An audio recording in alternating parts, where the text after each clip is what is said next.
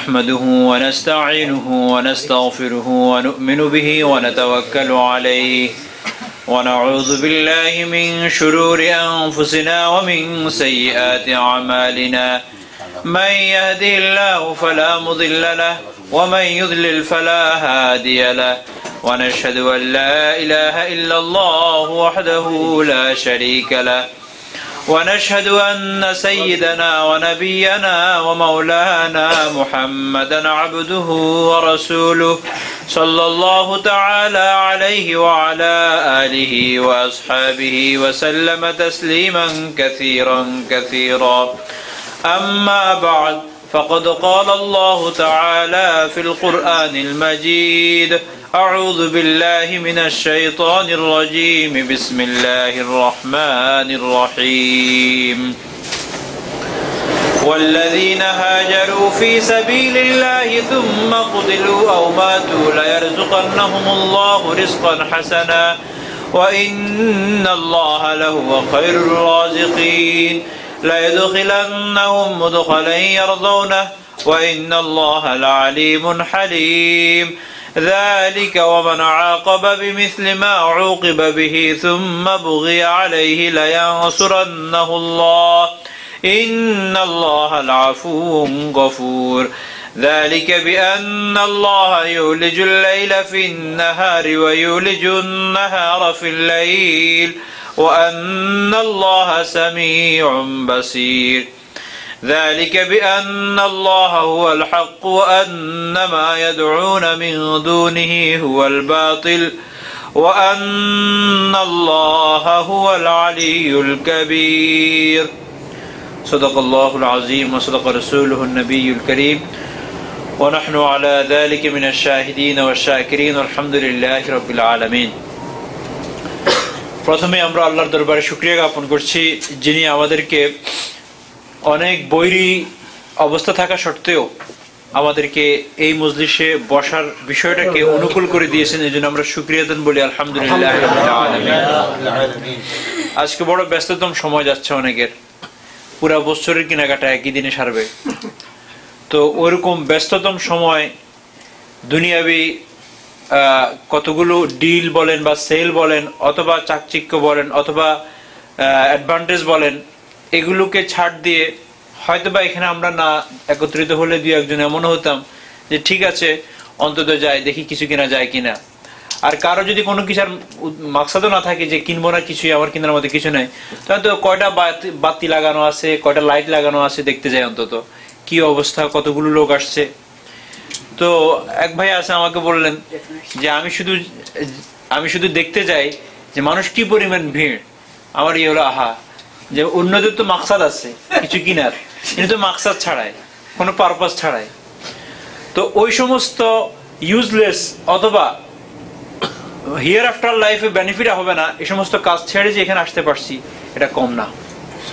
অনেকের তো চুম্বকের মতো ধরে রাখছে, আজকে ওনাকে কোনোভাবে 5 টাইমের এক টাইম আসতে দেয় না, ইভেন নট জুমাও ধরে রাখছে চুম্বকের মতো, একটা স্টোর থেকে একটা স্টোরে, একটা স্টোর থেকে একটা স্টোরে, মেসি জেসি টার্গেট শিয়ার্স কোনটা ছাড়ে কোনটা ধরবে সবকিছু। এই দিনটা আসলে আগে সবকিছু পুরাতন লাগে, আগে সবকিছু ব্যাকডেট লাগে, নতুন আপডেটের জন্য যায় এখানে। তো আল্লাহ তাআলা ওই যারা জাগতিক লাইফটাকে আপডেট করার পিছনে ব্যস্ত আছেন ওই দলটাকে ছেড়ে এখানে হিয়ার আফটার লাইফটাকে আপডেট করার জন্য যে আমাদেরকে আসতে দিয়েছেন এই জন্য আমরা শুকরিয়া বলি আলহামদুলিল্লাহ। আমাদের নিয়মতান্ত্রিক ভাবে সূরা হজের আলোচনা আমরা করতেছিলাম, আজকে ইনশাআল্লাহ আমরা সব 8ম এবং 9ম রুকু শেষ করব এবং আল্লাহ যদি তৌফিক দেয় আগামী সপ্তাহে আমাদের এই সূরা শেষ হবে ইনশাআল্লাহ, সূরা হজ। তো এই সূরা প্রথম থেকে আমি সবসময় আলোচনা করি, সাধারণত যারা নতুন আসেন তাদের জন্যই, যে সূরাটার আয়াত হলো 78। এই 78 আয়াতকে 10টা চ্যাপ্টারে ভাগ করা হয়েছে, 10টা রুকু বলতে পারেন। ওর মধ্যে থেকে ইনশাআল্লাহ 9ম 8ম এবং 9ম রুকু আজকে একসাথে আলোচনা করব। সহজ সরল আছে, সরল অনুবাদ করে চলে যাব। তো এই সূরাটা অনেকটা মক্কি জিন্দেগির শেষ সময়ের আলোচনা এবং মাদানী জীবনের শুরুর দিকের আলোচনা নিয়ে আলোচনা হয়েছে। প্রথম 2 রুকু ব্যাপী তো আল্লাহ তাআলা মক্কি জিন্দেগি নিয়ে, জীবন নিয়ে আলোচনা করেছেন এবং মক্কার কাফেরদেরকে বিভিন্ন অ্যাঙ্গেলে বোঝাতে চেষ্টা করেছেন যে আমি যে আল্লাহ এবং আমি যে সৃষ্টিকর্তা এবং আমি যে তোমাদেরকে আবার সৃষ্টি করব মৃত্যুর পরে, এই বিষয়গুলো গিয়েছিল। এরপর আল্লাহ তাআলা হজের বিধান নিয়ে আলোচনা শুরু করেছেন। প্রথমত মক্কার ভিত্তি স্থাপন নিয়ে, মক্কার পারপাস নিয়ে, যে মক্কাকে কেন আমি বাইতুল্লাহকে বিল্ড করেছি। বিল্ড করার অর্থ হলো সারা পৃথিবী থেকে লোক দলে দলে গাড়িতে, হেঁটে, ঘোড়ায় চড়ে বিভিন্ন ভাবে আসবে, এসে আমার এই ঘর তারা জিয়ারত করবে। আর এই ক্ষেত্রে তোমরা কাউকে বাধা দিবা, কাউকে আবার তোমরা অনুমতি দিবা, এই দায়িত্ব তোমাদের না। এরপরে যারা আমরা হজ করতে যাবো আমাদের কি বিধিবিধান আছে এই সম্পর্কে আলোচনা করছে। সে আলোচনা করতে যেয়ে কোরবানির একটা আলোচনা চলে আসছে।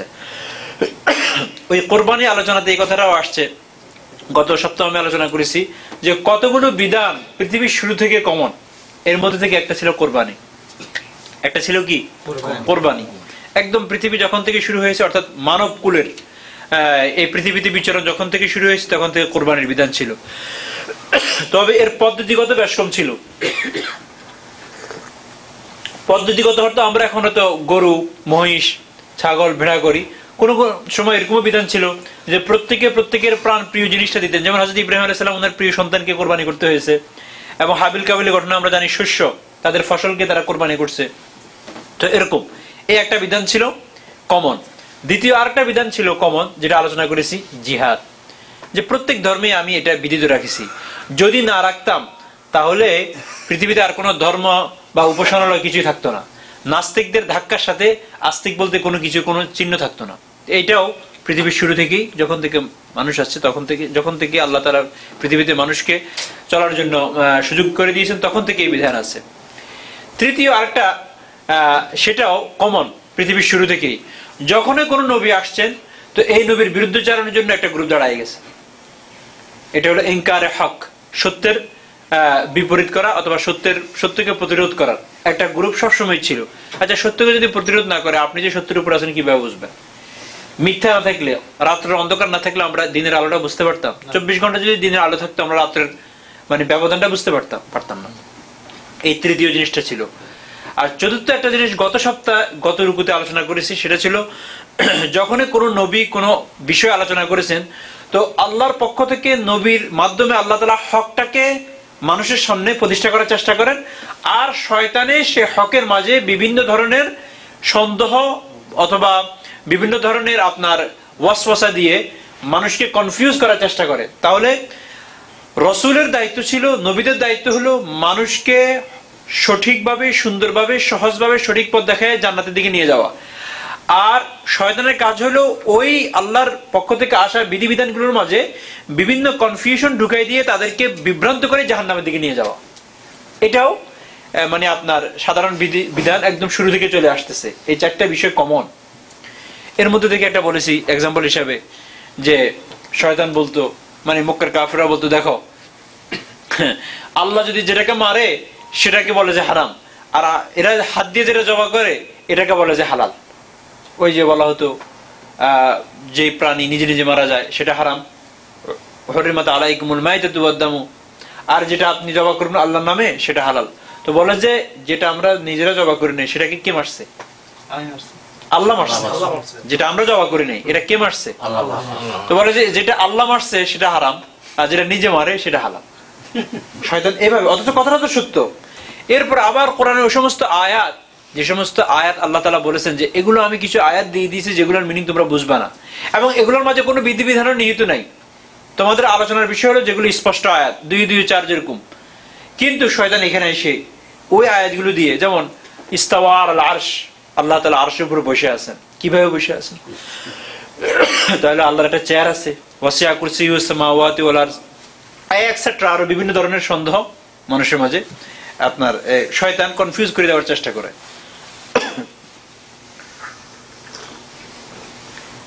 আপনাদের স্মরণ আছে কিনা, আমরা অনেক সময় ছোটবেলায় শুনতাম আকার না নিরাকার, যে ঈশ্বর আকার না নিরাকার, এগুলো শয়তানের পক্ষ থেকে আসে। হাদিসের ভাষ্য হলো তাফাক্কারু, তোমরা আল্লাহর সৃষ্টি জগতের মধ্যে চিন্তা করো। তোমার অ্যানালাইসিস অথবা তোমার সায়েন্টিস্ট, তোমার থিঙ্কিং, তোমার গবেষণা, এটা যেন হয় আল্লাহর সৃষ্টিজীবীর মধ্যে, আল্লাহর মাঝে যেন না হয়, সৃষ্টিকর্তার মাঝে যেন না হয়, স্রষ্টার মাঝে যেন না হয়, সৃষ্টির মাঝে যেন হয়। এই একটা হলো আপনার চতুর্থ। আজকে একটা পঞ্চম বিষয় নিয়ে আলোচনা করব, সেটা হলো যে যারা হিজরত করে চলে গিয়েছেন, যারা হিজরত করেছেন, কিন্তু আপনার হিজরত সব সময় করা হয়েছে, সব বিধানেই ছিল হিজরত করার। হযরত ইব্রাহিম আলাইহিস সালাম কোথায় ছিলেন? ইরাকে। কোথায় আসছেন? ওনার লাশ হলো আপনার ফিলিস্তিনে মসজিদে খালিল নামে একটা মসজিদ আছে, আশপাশে অনেক সময় ফাইটও হয়। খালিল, এটা হলো ইব্রাহিম খালিল নামে, ওর পাশে উনি আছেন। ওনার এক ছেলে কোথায়? সেই মক্কায়। কোথায় থেকে কোথায় ছড়াইছেন। এরপর আসেন হযরত নূহ আলাইহিস সালাম, কোথায় ওনার বস্তি ছিলেন, ওখান থেকে উনি কোথায় চলে আসলেন। তো মক্কার কাফেরদের অত্যাচারে অতিষ্ঠ হয়ে যে সমস্ত মুসলমানরা হিজরত করে চলে গিয়েছেন, কিন্তু তারা হয়তোবা এই পৃথিবীতে কাফেরদের উপরে মুসলমানদের জয়টা দেখেন নাই। যেমন বদরের যুদ্ধের আগে যারা চলে গিয়েছেন তাদের কথা আলোচনা করতেছেন এখানে। এই আয়াত দিয়ে শুরু হয়ে গেছে, ওয়াল্লাযীনা হাজারু ফি সাবিলিল্লাহ, যারা আল্লাহর রাস্তায় হিজরত করলো, সুম্মা কুতিলু আও মাতু। এখানে এই আয়াতটা নাযিল করার একটা কারণ এটাও ছিল, যখন ওনারা হাবশায় চলে গেলেন, প্রথম হিজরতটা হলো হাবশায়, যেটাকে আমরা কি জানি বলি ইথিওপিয়া, আবিসিনিয়া। যখন মক্কার কাফেররা বলা শুরু করলো যে কেমন ইসলাম গ্রহণ করলা, যে ইসলাম তোমাকে তোমার এলাকা থেকে বাইর করে দিতে হয়, যে ইসলামের কারণে তুমি এলাকা থেকে বাইরে হয়ে যেতে হয়, যে ইসলামের কারণে ছেলে সন্তান স্ত্রী পরিজনকে ছেড়ে চলে যেতে হয়, কেমন ধর্ম। তো আল্লাহ তাআলা ওদের ব্যাপারে কিছু ইজ্জত দিচ্ছেন, যে এই পৃথিবীতে যদি তোমরা কিছু পাও নাই দেখা যাচ্ছে, কিন্তু আমি আল্লাহ তোমাদের জন্য কি রেডি রাখছি সেটার আপনার পুরস্কারের ঘোষণা করতেছেন। ওয়াল্লাযীনা হাজারু ফি সাবিলিল্লাহি সুম্মা কুতিলু ওয়া মাতু লা ইয়ারযুকান্নাহুমুল্লাহু রিজকান হাসানা, যারা নিজেদের মাতৃভূমি ছেড়ে চলে গেলেন একমাত্র ফর দ্য সেক অফ আল্লাহ, আল্লাহকে সন্তুষ্ট করার জন্য। সুম্মা কুতিলু ওয়া মাতু, অথবা তাদেরকে রাস্তায় হত্যা করা হলো। এরকম অনেক হয়েছে, রাস্তায় হত্যা করা হয়েছে, অথবা রাস্তায় হত্যা করা হয় নাই, বাস নিজের ঘরে নিজের বিছানায় মারা গিয়েছে। তো তাদের জন্য আল্লাহ তাআলা বলেন, লা ইয়ারযুকান্নাহুমুল্লাহু রিজকান হাসানা, আমি তাদের জন্য উত্তম রিজিক রেখেছি। এই পৃথিবীতে না পাইলেও তারা ওই পৃথিবীতে পাবে। ওয়া ইন্নাল্লাহা লাহুয়া খায়রুর রাযিকিন, আর আল্লাহই হলেন উত্তম রিজিক প্রোভাইডার। ভালো থেকে ভালো, উত্তম থেকে উত্তম রিজিক প্রোভাইডারটা কে? আল্লাহ। আমার আপনার চাকরি না, কোম্পানি না। এরপর আল্লাহ তাআলা আরেকটু ব্যাখ্যা করেন, লা ইয়াদখিলান্নাহুম মুদখালান ইয়ারদাউনা, আমি তাদেরকে এমন জায়গায় আবাসন দিব। আমরা বলি না যেখানে থাকবেন, থাকার জায়গাটাকে বলি না ঘর। তো আল্লাহ বলে যে তাদেরকে থাকার জন্য এমন একটি জায়গা আমি নির্ধারণ করেছি, মুদখালান ইয়ারদাউনা, যেখানে প্রবেশ করার সাথে সাথে তাদের অন্তর খুশি হয়ে যাবে। তাহলে আমরা অনেক সময় বলি না যে চিত্ত আকর্ষক জায়গা যাবেননি, ভ্যাকেশন কাটাতে হয় এমন জায়গায় যেখানে গেলে সবাই খুশি হয়ে যায়। তারপর আমরা অনেক সময় বলি না যে প্যারাডাইজ অফ দ্য ওয়ার্ল্ড, কাশ্মীরকে বলি নৈসর্গিক সৌন্দর্য সেখানে আছে, নৈসর্গিক। আল্লাহ বলে যে আমি এমন জায়গায়, নৈসর্গিক জায়গায় তাদেরকে দিব, লা ইয়াদখিলান্নাহুম, প্রবেশ করাবো, মুদখালান ইয়ারজাউনা, যেখানে প্রবেশ করার সাথে সাথে প্রবেশকারীদের অন্তর কি হয়ে যায়? খুশি হয়ে যায়।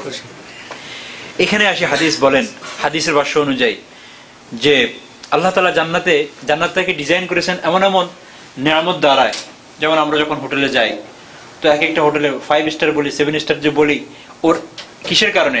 ফিচারের কারণে, তার বিভিন্ন ফ্যাসিলিটিস এর কারণে, সুযোগ সুবিধার কারণে। কোথাও আছে আপনি যাওয়ার সাথে সাথে আপনার সুটকেসটা হাত থেকে নিয়ে নিবে। এরপরে আপনি যখন ঘর থেকে বাইরে আসবেন, তো এসে আপনি বাইরে থেকে এসে আবার দেখবেন সব জায়গার মধ্যে ক্লিন, অর্থাৎ কখন আপনার কি লাগবে সব তারা মনিটরিং করে। এরপর আরো এক্সেট্রা বহু কিছু আছে। যাই হোক, তো বলা হয় আমি জান্নাতটাকে এমন ভাবে ডিজাইন করেছি যেটা কখনো কোনো কল্পনা শক্তি কল্পনাও করতে পারে নাই, কোনো ব্রেন কখনো কল্পনাও করতে পারে নাই, পারবেও না এই পৃথিবীতে থেকে। আচ্ছা, কোন কর্ণ কখনো এই ধরনের নিয়ামতের, মানে আমি যে প্যাকেজ রেখেছি, এই যেমন এই সমস্ত প্যাকেজের বিস্তারিত ব্যাখ্যা কোনো কানে শুনে নেই, আর কোন চক্ষু কখনো অবলোকনও করে নেই। আপনি যে বলবেন, যেমন আপনি বলবেন যে আমার এখানে ফ্যাসিলিটি হলো কেমন, ঠিক হিলটন হোটেলের মতো। আল্লাহ বলে যে এমন কোন মডেল তোমাদের কাছে নাই যেটার সাথে কম্পেয়ার করি যে তোমরা বলবা যে আমি চোখে দেখে আসছি, বা আমি ব্রেন দ্বারা চিন্তা করতে পারতেছি, অথবা আমি কানে শুনছি দেখি নাই। কোনোটাই সম্ভব না। এখন তো আমরা বিভিন্ন পত্রিকায় লিখি না এত স্টার, এই সুবিধা পাবেন। আল্লাহ বলে যে আমার সুবিধাগুলো শুধু আমি তোমার সুবিধা পাবা, কিন্তু ওই সুবিধাগুলো কত যে উন্নত মানের হবে তোমাদের ব্রেন কখনো কল্পনা করতে পারবে না। ইয়া আল্লাহ, আল্লাহ তাআলা আমাদের সকলকে মৃত্যুর পরে প্রথম ঘাঁটি হিসেবে জান্নাতে দেন।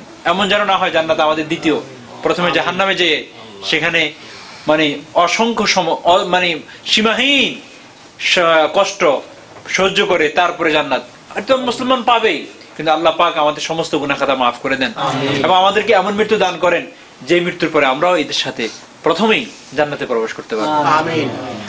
লা ইয়াদখিলান্না মুদখালান যালিকা মান আকাবা বিমিসলি মা উকিবা বিহি যালিকা। এর আল্লাহ বলেন যে এই যে আমি কথাগুলো বললাম এটা এইজন্যই কারণ মক্কার কাফেররা বলতো এরা কি পাইলো, হিজরত করে চলে গেল। আল্লাহ বললেন যে এরা এটা পাইলো, এরা যদি নিজের বিছানার উপরও মারা যায় তাদের এই প্যাকেজ। ওয়ামান আকাবা বিমিসলি মা উকিবা বিহি সুম্মা বুগিয়া আলাইহি লা ইয়ানসুরান্নাহুল্লাহ। এরপর আল্লাহ বলেন যে যাদের উপরে বাড়াবাড়ি করা হয়েছে এরপরে তারা বাড়াবাড়ির প্রতি উত্তর দিয়েছে, যেমন মক্কার কাফেররা মুসলমানদের উপরে অত্যাচার করেছে, এরপরে মুসলমানরা বদরের যুদ্ধে সেটার উত্তর দিয়ে দিয়েছে, সমুচিত জবাব দিয়ে দিয়েছে। এরপরও আবার মক্কার কাফেররা মুসলমানদের উপরে বাড়াবাড়ি করা শুরু করলো, তার জন্য ওহদে আসলো। আবার আপনারা জানেন খন্দকের একটা যুদ্ধ আপনার সংগঠিত হয়েছিল, কোনো কথাবার্তা ছাড়া খন্দকের যুদ্ধে চলে আসছে তারা। তাদের কথা হলো যে এদেরকে সমূল উৎপাদন না করলে এরা দিনে দিনে আরো উপরের দিকে বাড়বে। আল্লাহ বলে যে ওমান আকাবা বিমিসলি মা উকিবা বিহি, যখন তোমরা আঘাত খাওয়ার পরে প্রতিঘাত করো এরপর আবার তোমাদের উপরে সীমা লঙ্ঘন করা হয় তখনও আল্লাহ পাকের সাহায্য তোমাদের সাথে। এর অর্থ হলো এই, আপনার উপর অত্যাচার করা হয়েছে, আপনি সেটার নিরাময় করছেন, আপনিও আপনার মতো করে প্রতিঘাত করছেন, এরপর আবারও জালেম আপনার উপর অত্যাচার করতেছে। আল্লাহ বলে যে এখনো সাহায্য তোমার সাথে থাকবে আমার। এখনো এমন না যে তোমাকে তো আমি একবার সাহায্য করেছি আর করি নাই, 1000 বার জালেম তোমার বিরুদ্ধে করবে আর তুমি জালেমের বিরুদ্ধে দাঁড়াবে, তো সাহায্য তোমার সাথে আমার। এই জন্যই সাহায্য আল্লাহ তাআলার পক্ষ থেকে। খন্দকের যুদ্ধেও আসছে, সে আপনার ওহদের যুদ্ধেও আসছে, কিন্তু ওহদের যুদ্ধে আল্লাহ পাক বলেছেন যে নিজাম হলো তোমরা যদি কোনো নিজেদের কোনো ভুল করো সেই ভুলের মাসুল তোমাদেরকে দিতে হবে। তারা কিছুক্ষণের জন্য আল্লাহ রাজামন্দির জন্য যে যুদ্ধ করতেছিল সেটা ছেড়ে তাদের চক্ষু চলে গিয়েছে গনিমতের মালের দিকে, সেটা হলো নিজেদের কর্মফল, সেটা ভিন্ন জিনিস। ওয়াইনাল্লাহা লাআফুউন গফুর, আল্লাহ তাআলা ক্ষমাকারী এবং দয়াশীল। যালিকা বিআন্নাল্লাহা ইউলিজুল লাইলা ফিন-নাহার। এখন আল্লাহ তাআলা বলেন এই যে আমি আলোচনাটা করলাম, এই যে মুসলমানদেরকে আমি যে নিয়ামত দিব, নিয়ামতের কথা বললাম, এটার ভিত্তিটা কি দেখো। বিআন্নাল্লাহা ইউলিজুল লাইলা ফিন-নাহার, আল্লাহ তাআলা মক্কার কাফিরদেরকে এটা বোঝাতে চাচ্ছেন যে তোমরা তোমাদের শক্তি, সামর্থ্য, সন্তান, সম্পদ এগুলো দেখে এটা ভাবিও না যে কখনোই তোমরা ডাউনে যাবে না। আল্লাহ বলে দেখো একটু চিন্তা করো, আমি আল্লাহ ইউলিজুল লাইলা ফিন-নাহার, রাত্রকে দিনের ভিতরে ঢুকাই দিই, তাহলে দেখা যায় রাতের অন্ধকার বলতে কোনো কিছুই নেই, সব আলো। আবার আমি আল্লাহ ওয়াইউলিজুন নাহারা ফিল-লাইল, এই পুরো আলোকিত দিনটাকে আস্তে প্যাকেজ করে রাতের অন্ধকারে ঢুকাই দিই, চতুর্দিকে অন্ধকার, আলো বলতে কিছুই নেই। তোমাদের এখন আলো চলতেছে তো আবার প্যাকেজ করি এই আলোটাকে অন্ধকার করে দেবো, মুসলমানদের আলো চলবে তখন। এটা ইঙ্গিত করা, সূক্ষ্মভাবে এইদিকে ইঙ্গিত করা। যালিকা বিআন্নাল্লাহা ইউলিজুল লাইল, তাহলে রাত্রের অন্ধকারকে দূর করে আলো করেন কে? আল্লাহ। আবার এই আলোটাকে নিষ্প্রভ করে অন্ধকার করেন কে? আল্লাহ। আল্লাহ বলেন যে এখন তোমাদের আলো চলতেছে, তো দিনের আলো আর রাত্রের আলো থেকে শিখতে পারো না, এই আল্লাহ আমাদের এই আলোটাকে আবার কালো করে দিতে পারে, মুসলমানদেরকে আলো করে দিতে পারে, এবং সেটাই হয়েছে। কোন কোন সাহাবী সেটা দেখে যান নাই, কিন্তু সেটা তো হয়েছে। সারা মানে আরব কেন অনারব পর্যন্ত শাসন করে গিয়েছেন। যালিকা বিআন্নাল্লাহা ইউলিজুল লাইলা ফিন-নাহার ওয়া ইউলিজুন নাহারা ফিল-লাইল ওয়া আন্নাল্লাহা সামিউন বাসীর। আল্লাহ তাআলা বলেন তোমরা কি বলতেছো, কার বিরুদ্ধে বলতেছো, কোথায় বলতেছো, চুপি চুপি বলতেছো, আমি শুনতেছি। বাসীর, শুধু শুনতেছি না, একটা তো হলো রেকর্ডিং আর একটা হলো ভিডিওইং, আমি দেখতেছিও, ভিডিও চলতেছে। ওয়া আন্নাল্লাহা সামিউন বাসীর। যালিকা বিআন্নাল্লাহা হুয়াল হক ওয়া আন্না মা ইয়াদউনা মিন দুনিহি হুয়াল বাতিল। এবং আল্লাহ তাআলা বলেন এই যে মক্কার কাফের যারা এরকম নিজেদের শক্তি সামর্থ্য দেখাচ্ছে, ইয়াদউনা, এরা কখনোই আপনাদের উপরে বিজয় লাভ করবে না। কেন? কারণ তারা এমন এক খোদাকে ডাকতেছে বা এমন সত্তাগুলোকে ডাকতেছে যারা কমপ্লিটলি বাতিল, যাদের কোন হক, যারা হক না, এবং যারা কখনো মাবুদ হবার কোনো উপযুক্ততাই রাখে না। যালিকা বিআন্নাল্লাহু হুয়াল হক ওয়া আন্না মা ইয়াদউনা মিন দুনিহি হুয়াল বাতিল। এটা এই জন্যই প্রতিষ্ঠিত হবে, মুসলমানরা উন্নীত হবে এবং নন মুসলিম পরাজিত হবে, কারণ আমি আল্লাহ হক, আর আমি আল্লাহকে ছাড়া তারা যেগুলোকে ডাকে সেগুলো হলো বাতিল। ওয়া আন্না মা ইয়াদউনা মিন দুনিহি হুয়াল বাতিল ওয়া আন্না আল্লাহুল আলিয়্যুল কাবীর। নিশ্চয় আল্লাহ পরাক্রমশালী এবং উনি সর্বময় ক্ষমতার অধিকারী। এখন তো সর্বময় ক্ষমতার উৎস কে? জনগণ।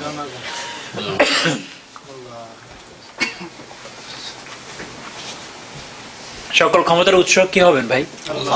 এটা একটা শিরকি কথাবার্তা। এই কথা আমরা যেন বিশ্বাস না করি। যদি বলেন যে হুজুর আমি ওইভাবে চিন্তা করি নাই, এমনি কথার কথা, সেটা ভিন্ন। কিন্তু এটার যে মিনিং, এটাকে যদি আপনি কন্টেইন করেন, এটার উপরে যদি আপনার বিলিভ থাকে, তাহলে এটা এক ধরনের শিরকের। সকল ক্ষমতার উৎস জনগণ, এটা কেমন কথা?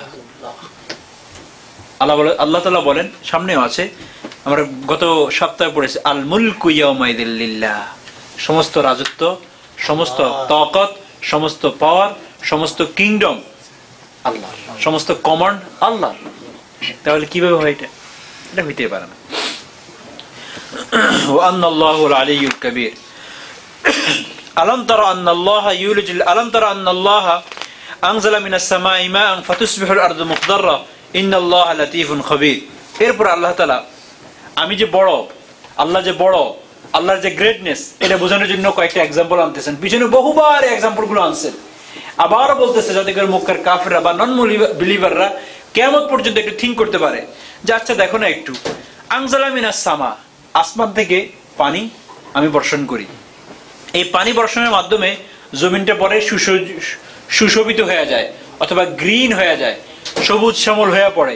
তো প্রথমত এগুলো মৃত্যু ছিল, এরপরে কি হয়ে গেল? সবুজ শ্যামল হয়ে গেল। কে করেছেন এটা? আল্লাহ।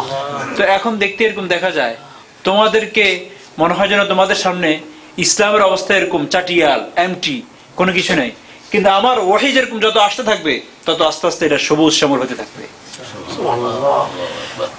এটা এক। দ্বিতীয় আরেকটা হলো এরকম যে এখান থেকে তোমরা শিখতে পারো না যে আমি আল্লাহ যদি এত পরিবর্তন করতে পারি, যে একটা জিনিস শুকনা এর মধ্যে এরূপ, তো তোমাদের এখন এই অবস্থা, এটাকে আমি পরিবর্তন করে দিতে পারি না। ইন্নাল্লাহা লাতীফুন খাবীর। আল্লাহ তাআলা সূক্ষ্ম থেকে সূক্ষ্মময় জিনিস জানেন, সে সম্পর্কে আল্লাহ সর্বজ্ঞাত। ইন্নাল্লাহা লাতীফুন খাবীর। লাহু মা ফিস সামাওয়াতি ওয়া মা ফিল আরদ। মক্কার কাফেরদের অথবা পৃথিবীতে কিয়ামত পর্যন্ত যত নন বিলিভার আসবে তাদের উদ্দেশ্য করে বলা, আসমান এবং জমিনে যাহা কিছু আছে এগুলো সব আমার। তোমরা যদি এখন এটার মালিক হও, ওই দেশের মালিক, ওই দেশের মালিক, ওই পাওয়ারের মালিক, নিউক্লিয়ার, এটা সেটা সবকিছুর মালিক, সবকিছুর মালিক আমি, তোমরা না। লাহু মা ফিস সামাওয়াতি ওয়া মা ফিল আরদ। এই জমিন এবং আসমানে যাহা কিছু আছে এটা কার? আল্লাহ। এটা সৃষ্টি করেছেন আল্লাহ। তো আপনি কিভাবে বলেন যে আপনার এটা? ওয়া ইন্নাল্লাহা লাগানিয়্যুন হামিদ। পৃথিবীতে যদি কোনো ব্যক্তি বলে যে আমাদের আর কোনো কিছুর প্রয়োজন নাই, আমি কারো কোনো কিছুর প্রয়োজন নাই, আমরা সকল ক্ষমতা একমাত্র গনি বা অমুকাফাক্কিহীন কোন সত্তা যদি থাকে, সেটা হলো আল্লাহ। আল্লাহ। পৃথিবীতে কেউ বলতে পারবে যে তা আমি মুকাফিক কিনা, শুধু একটু নিচে দিয়ে একটা ফোড়া উঠুক না তো ডাক্তারের মুখাফিকি হয়ে যাবে। একটা তাও ল্যাংড়া মশা, কোন সবল একদম মানে 100% ভালো মশা, ল্যাংড়া মশাকে শুধু ভিতরে ঢুকিয়ে দিল, কি অবস্থাটা হলো? এটা ল্যাংড়া মশা বাড়ি যেতে পরে এটার জ্বালায় তাকে মরতে হয়েছে। এই জন্য যদি কোনো সত্তা স্বীকার করে বলে যে আমি অমুকাফিক, এই শব্দটা খাটবে একমাত্র আল্লাহর সাথে। ওয়া ইন্নাল্লাহা লাগানিয়্যুন হামিদ। প্রশংসা যদি পায় কোন সত্তা, সে প্রশংসা হবে আল্লাহর জন্য। আলাম তারা আন্নাল্লাহ সাখারা লাকুম। এখন প্রশ্ন আসতে পারে আল্লাহ কি করেন? আমরা তো দেখি না আল্লাহকে। তো আল্লাহ বলে যে এবার তোমাদের এই চর্মচক্ষুটা ব্যবহার করো। সাখারা লাকুম মা ফিল আরদি ওয়াল ফুলকা তাজরি ফিল বাহরি বিআমরি। তোমরা কি দেখো না যখন নাকি তোমরা সমুদ্রে চলো, কত বড় শিপ একটু দেখিয়েন। এক একটা শিপ এখন এক একটা সিটি। তো একবারও কি মনে পড়ে না যেটা এটা একটু কাইতে হয়ে পড়ে যেতে পারে না? পারে কিনা? তো এটাকে যে আমাদের বশীভূত করে দিয়েছে, 2-3টা লোকে চালাচ্ছে, নিয়ন্ত্রণাধীন করে দিয়েছে, কে করে দিয়েছে? আল্লাহ। আল্লাহ বলে যে এই যে সমুদ্রের মাঝে বড় বড় শিপগুলো চলছে বিআমরি, আমার নির্দেশে। আমার নির্দেশটা সরে যাবে, টাইটানিক হয়ে যাবে। বলছে তো যে এটাকে ভাঙার, এটাকে ফোড়ার বা এটা কোনো শক্তি নেই, একটা আইস, বেশি কিছুই না।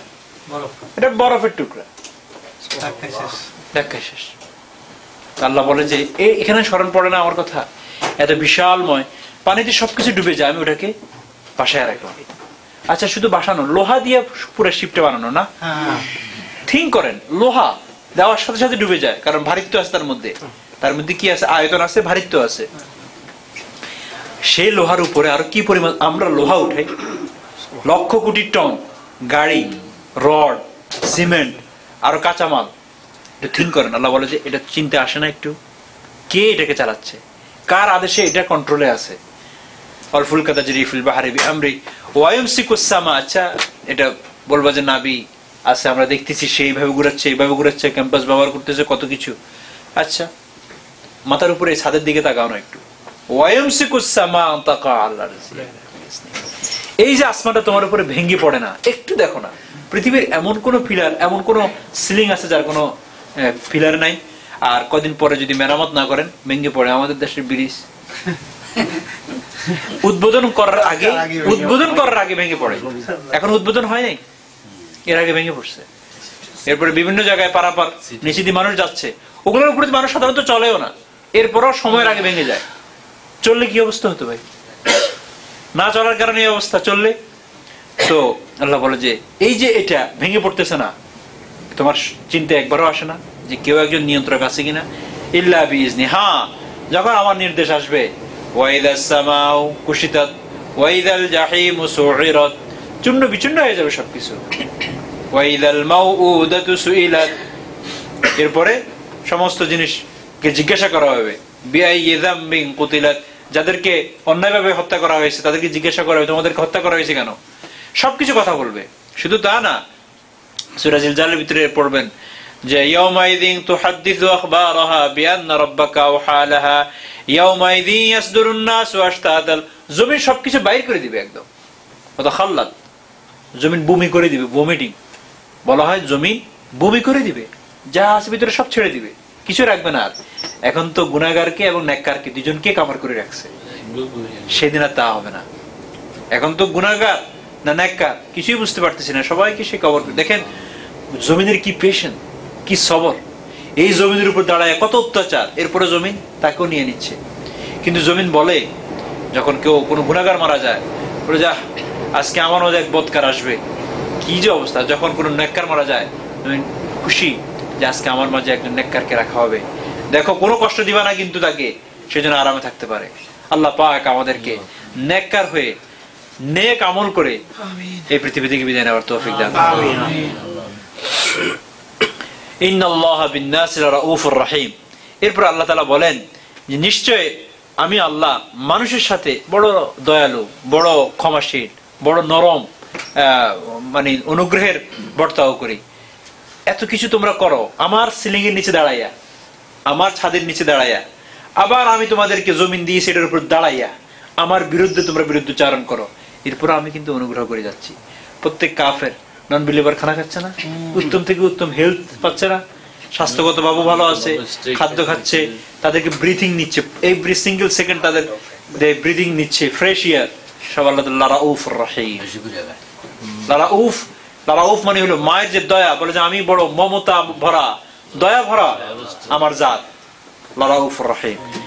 আমাদের সামনে যদি আপনার কর্মচারী, যাকে আপনি মিনিমাম ওয়েজ দেন, মিনিমাম না এর চেয়েও কম দেন, এরপরেও যদি একটু আপনার এলাকা ছাড়াও, আপনার দোকানের সময় ছাড়াও অন্য কোথাও কোনো বেয়াদবি করে কারোর সাথে, আপনার ভিতরে কি আসে? এর চাকরি আমি নোট করে দেবো। আপনার সাথে কি করছে? কিছু করে না, তবুও না এটা হইতে পারে না, বেয়াদব টাইপের। আর আল্লাহর দিকে একটু খেয়াল করে দেখেন, আমরা আমাদের কাজে কোনো বেয়াদবি করে নাই, আপনার 8 ঘন্টার ভিতরে কিছু করে নাই, বাইরে কোথাও করছে আপনি দেখছেন, তাও আপনি এই সিদ্ধান্ত নিয়ে নেন। আল্লাহ পাক আমাদেরকে, আমরা কত গুনাহ করতেছি, এরপরে তো শাস্তির সিদ্ধান্ত নিচ্ছেন না, এরপরে তো আমাদেরকে বঞ্চিত করতেছেন না। গতকালকে গুনাহ করছি, গতকালকেও খানা খেয়েছি, আজকে গুনাহ করতেছি, আজকেও খানা খাচ্ছি। ভাই দেখেন আল্লাহর অনুগ্রহ এবং দয়ার সীমানা কত হাই, কত উপরে, একটু খেয়াল করছেন? ইয়া আল্লাহ ইয়া রহমান। আল্লাহ পাক আমাদেরকে আল্লাহর যে দয়া এবং মায়া, এই দয়া এবং মায়া মমতার যে একটা ট্যাক্স, সেই হিসেবে অন্তত গুনাহ ছেড়ে সৎ পথে থাকার তৌফিক দান করেন, গুনাহমুক্ত জীবন লিড করার লাইফ লিড করার তৌফিক দান করেন। ওয়া হুয়াল্লাযী আহইয়াকুম সুম্মা ইউমীতুকুম সুম্মা ইউহয়ীকুম। এরপর আল্লাহ তাআলা বলেন, হে শুনো, তোমাদেরকে যে জীবিত করছেন, তোমাদেরকে যে মায়ের পেট থেকে আনছেন, কে আনছেন? আমি আল্লাহ। আবার তোমাদেরকে মৃত্যু দান করবে, সেটাও আমি আল্লাহ। আবার শুনো, তোমাদেরকে আবার আমি জীবিত করবো in the day of judgement, সেটাও আমি আল্লাহ। কিন্তু এত কথা বলার পরও শুনো, ইন্নাল ইনসানা, মানুষ বড় অকৃতজ্ঞশীল। ইন্নাল ইনসানা লাকাফুর, তারা আমার নিয়ামত পাওয়ার পরও আমাকে অস্বীকার করে। তাদের এরকম আমাদের মাঝে আছে না, আল্লাহ তুমি আমাকে এই নিয়ামতটা দিয়ে দাও, দিলে আমি তোমার মুখী হয়ে যাব। ওটা পাওয়ার পরে বলি যে আচ্ছা আরেকটু, আচ্ছা আরেকটু। কর্মচারী ছিলেন, কর্মচারী থাকাকালে মনে মনে ভাবছিলেন, আল্লাহ যদি আমাকে একটু ব্যবসা বাণিজ্য সুন্দর একটা কিছু দেয়, আমি নামাজ কালাম সব ঠিক রাখবো। কর্মচারী থাকাকালে মালিক থেকে 5 ওয়াক্ত পড়েন। অনেক ভাই আছেন 5 ডেজ কাজ করে, এই 5 ডেজ নামাজ পড়ে, আর যে 2 দিন কাজ করে না, এই 2 দিন নামাজ পড়ে না। ঘটনাটা কি? বলে যে একটু ফ্রেশ এয়ার পাওয়ার জন্য, একটু রিফ্রেশের জন্য ছুটি নিই। মালিক যেহেতু দুর্বল আছে, একটু দুর্বল মানে ধর্মের প্রতি একটু তার উইকনেস আছে, নামাজের কথা বললে আর কোনো কথা নেই, সাথে সাথে ছুটি। এই জন্য ওই 5 দিন নামাজ পড়ে, মালিকের জন্য, বসের জন্য, বসের জন্য না। এই জন্য ওই 2 দিন যেহেতু এই দুনিয়ার বসের কাজ করে না, এই জন্য ওই 2 দিন পড়তে হয় না। যখন কেউ দেখে কোনো মালিকের উইকনেস আছে নামাজের সাথে, তো বারবারে নামাজে বলে যে নামাজ যে পড়ে ওটা ওযুর সাথে পড়ে কিনা সন্দেহ আছে, কারণ এটা দুনিয়ার বসের জন্য পড়া হচ্ছে। তো যখন নাকি নিজের ব্যবসা পাইলো, এখন ফরজ নামাজ ছুটে, ফরজের পরে রাত্রে যা একসাথে পড়তো সেটাও ছুটে। এরপরে এই হলো ইন্নাল ইনসানা লাকা। আল্লাহ বলে যে আমি নিয়ামত দিই, আমি যত নিয়ামত দিতে থাকি তত আমার অকৃতজ্ঞ হতে থাকি, তত বেশি অকৃতজ্ঞ হতে থাকি। ইন্নাল ইনসানা লাকাফুর। আল্লাহ পাক আমাদেরকে কৃতজ্ঞ, এটা বিরাট জিনিস ভাই। অকৃতজ্ঞকে আমরা পৃথিবীতে আমরাও দেখতে পারি না। দেখবেন আপনি যার জন্য একটু সহযোগিতা করেছেন, সে যদি আপনার মনে একটু কষ্ট দেয়, সেটা অনেক বেশি লাগে সাধারণ অর্ডিনারি কোনো ব্যক্তি যদি আপনাকে কষ্ট দেয়। তো আল্লাহর নিয়ামত খেয়ে সকাল থেকে সন্ধ্যা পর্যন্ত, আর বিশেষ করে আমরা জেনে শুনি তারপর অকৃতজ্ঞশীল হওয়া, এটা আরো বেশি বড় অপরাধ না? যখন নতুন কোন স্টুডেন্ট আসে, সে কোনো অপরাধ করে, আর পুরাতন কোন স্টুডেন্ট সেও একই অপরাধ করে, তো পুরাতন স্টুডেন্টকে দিয়েই আমরা শাস্তি শুরু করি যে তুমি তো জানতা, তুমি লটা ভাঙছো কেন? ও তো নতুন আসছে। এখন যিনি নন বিলিভার, অপরাধ করার ক্ষেত্রে সে নতুন স্টুডেন্ট, আমরা যারা বিলিভার আমরা জানি এটা হালাল এটা হারাম, আপনিও সে অপরাধ করতেছেন, তাহলে কেমন লাগে? ইন্নাল ইনসানা লাকাফুর। ইয়া আল্লাহ লিকুল্লি উম্মাতিন জাআলনা মানসাকান। এখন হলো এখান থেকে আল্লাহ তাআলা কোরআনে পাকের মাধ্যমে ষষ্ঠ একটি প্রশ্নের উত্তর দিচ্ছেন। 5টা জিনিস আমি আলোচনা করেছি পিছনে। ষষ্ঠটা হলো মক্কার কাফেরদের ওই যে একটা প্রশ্ন ছিল, বা শয়তানে তাদের মনে সবসময় দিয়ে দিত ইসলামের কতগুলো বিষয় কনফিউশন, যেমন মেয়েদের ভাগের কথা আসতো, মেয়েদেরকে আদা দেয়, এটা কেমন একচোখা আইন কানুন ইসলামের মাঝে। এরপরে পর্দা করে চলতে হবে, এরপরে আপনার ওই যে আল্লাহ মরলে এটা হারাম হয়ে যায়, নিজে জবা করলে হালাল, লিকুল্লি উম্মাতিন জাআলনা মানসাকান। এই আয়াত থেকে আল্লাহ তাআলা উত্তর দিচ্ছেন, দেখো তোমরা তোমাদের শরীয়তের সাথে ইসলামকে কম্পেয়ার করিও না। আল্লাহ পাক প্রত্যেক শরীয়ত, যেমন আমি আগে বলছি কয়টা জিনিস কমন, প্রত্যেক শরীয়তে কোরবানি ছিল, প্রত্যেক শরীয়তে জিহাদ ছিল, প্রত্যেক শরীয়তে কিছু লোক ইনকারে হকের বিরুদ্ধে করত, সত্যের বিরুদ্ধে করত। প্রত্যেক শরীয়তেই যখন নবীদের কাছে ওহী আসতো, তো নবীদের ওহীর মাধ্যমে নবীরা চাইতেন মানুষদেরকে জান্নাতমুখী করতে, আর শয়তান চাইতো ওই ওহীর মাঝে কিছু কনফিউশন ওয়ালা থিঙ্কিং দিয়ে জাহান্নামমুখী করার। ঠিক প্রত্যেক শরীয়তে আল্লাহ তাআলা বলেন প্রত্যেক উম্মতকেই আমি একটা শরীয়ত দিয়েছি, লিকুল্লি উম্মাতিন জাআলনা মানসাকান। প্রত্যেক উম্মতের একটা শরীয়ত ছিল, একটা পদ্ধতি ছিল যেটাকে তারা মানতো, কিন্তু ওই পদ্ধতি সব কিছু একরকম থাকা জরুরি না। যেমন কোন একটা বিধান হযরত মুসা আলাইহিস সালামের বিধানে জায়েজ ছিল, আমাদের বিধানে সেটা নাজায়েজ হয়ে গেছে। হযরত ঈসা আলাইহিস সালামের বিধানে জায়েজ ছিল, আমাদের বিধানে নাজায়েজ হয়ে গেছে। এর উল্টোটাও হয়েছে, এরকম হইতে পারে। তো আল্লাহ তাআলা বলেন লিকুল্লি উম্মাতিন জাআলনা মানসাকান, আমি প্রত্যেক উম্মতকে একটা কি দিয়েছি, কমপ্লিট কোড অফ লাইফ দিয়েছি, যেটাকে ফলো করি তারা চলে। যেমন আরেকটা আয়াত আছে আপনার সূরা মায়েদার 48 নম্বর আয়াত, লিকুল্লিন জাআলনা মিনকুম শিরআতান ওয়া মিনহাজা, আমি তোমাদের প্রত্যেকটি উম্মতকে শরীয়ত দিয়েছি, মিনহাজ বলা হয় রাস্তা দিয়েছি, যাতে করে তোমরা চলতে পারো। তো লিকুল্লি উম্মাতিন জাআলনা মানসাকান হুম নাসিকু, যেটার উপরে ওই জাতি ওই গোষ্ঠী চলে। ফালা ইউনাজিউনাকা ফিল আমর, সুতরাং হে আমার হাবিব আপনি এদের সাথে আর তর্ক করবেন না। ওরা তর্ক করে এই বিধানে এরকম কেন, এই যে মৃত্যুটা হালাল হারাম হয়ে যায় আর নিজেরা জমা করলে হালাল হয়ে যায়, এটা এমন কেন, এদের সাথে আপনি ঝগড়ায় লিপ্ত হবেন না। শরীয়ত যেটা আমি বিধান বিধিত করেছি সেটা ওরকমই থাকবে। ওয়াদউ ইলা রাব্বিক, আপনি শুধু তাদেরকে আমার দিকে ডাকেন। ইন্নাকা লা আলা হুদাম মুস্তাকিম, এবং এটা স্মরণ রাখবেন নিশ্চিত নিশ্চিত নিশ্চয় নিশ্চয় আপনি হকের উপর আছেন। ইন্নাকা লা আলা হুদান মুস্তাকিম, সরল পথের উপর আছেন, তারা বক্র পথের উপর আছে। ওয়াইন জাদালুক, এখন প্রশ্ন আমাদের মধ্যে, এটা আমাদের সবার জন্য, এই দেশে আমাদের হয়, আমাদের সাথে নন বিলিভারদের অথবা বিলিভার কিতাবীদের সাথে অনেক সময় তর্ক হয় অনেক বিধান নিয়ে।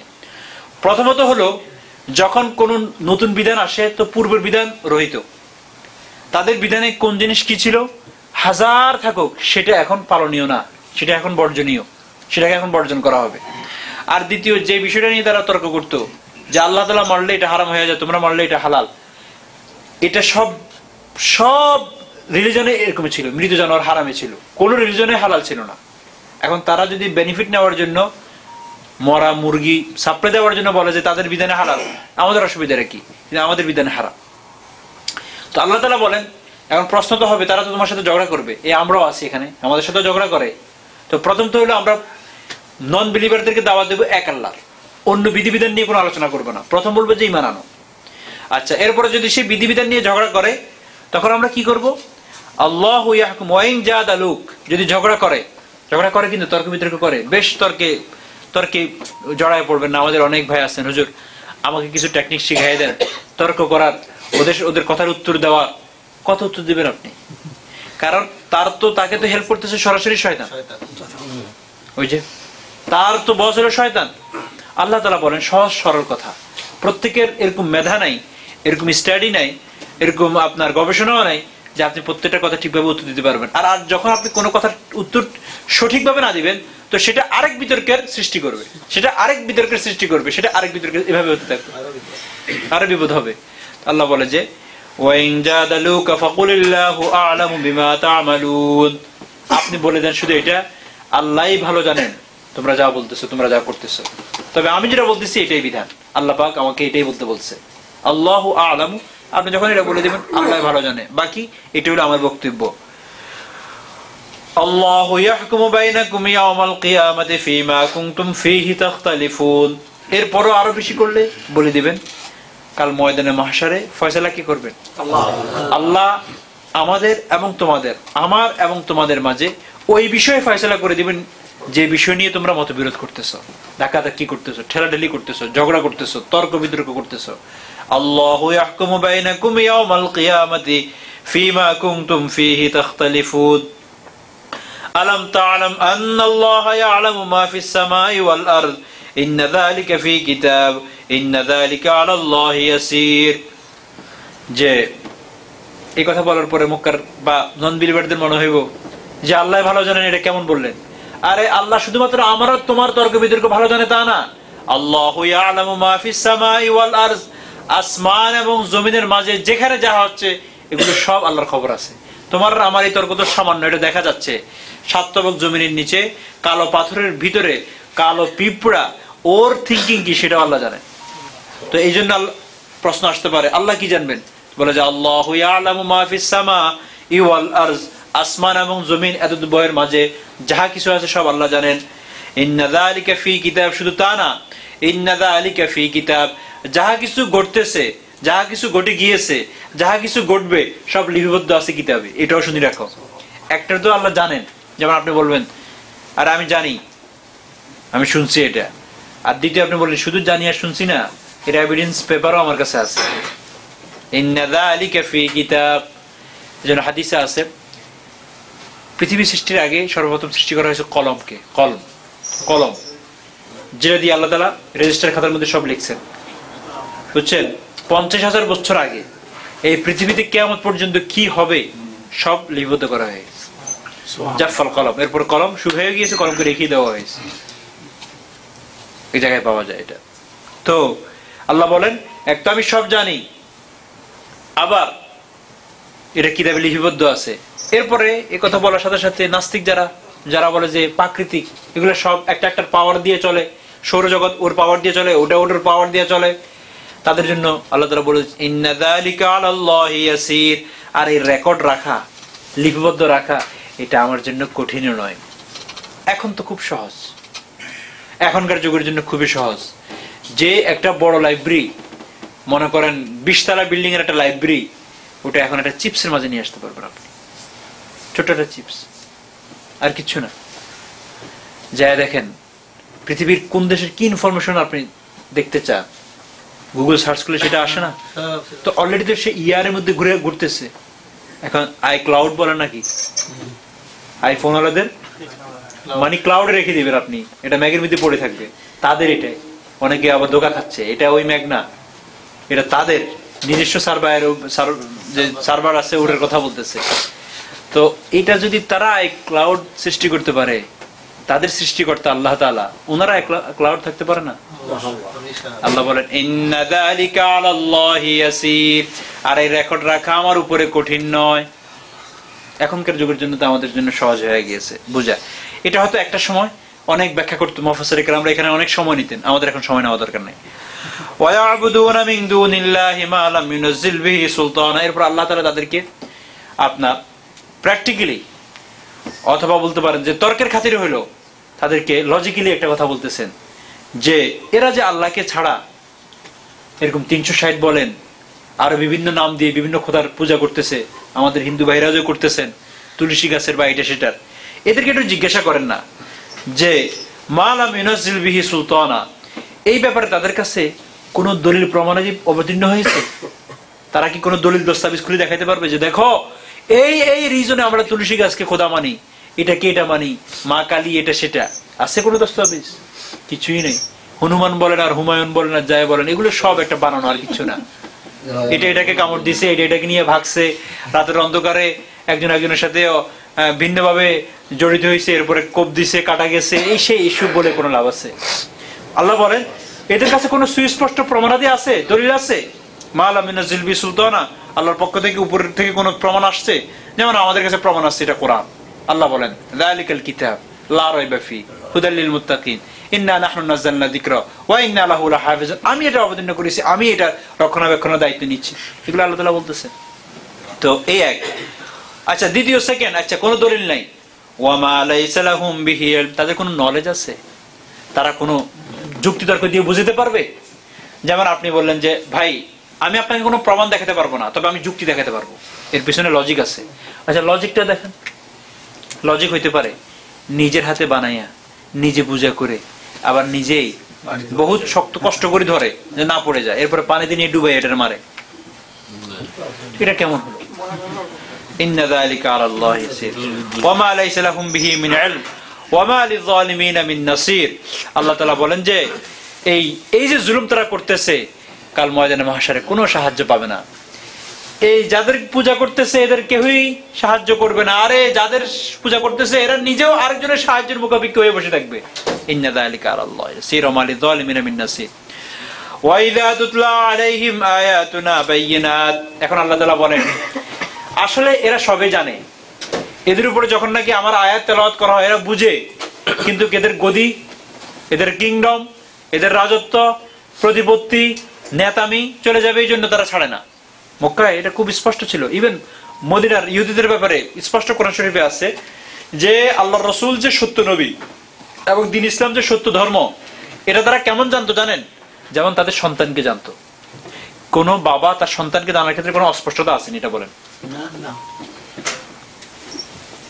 মাকে জানার ক্ষেত্রে তো অস্পষ্ট থাকতে পারে যে লাইফের 25টা বা 20টা বছর বিবাহের আগে কিভাবে কাটাইছে আল্লাহ নোজ বেস্ট, কার সাথে কাটাইছে, কোনো কালো অধ্যায় আছে কিনা।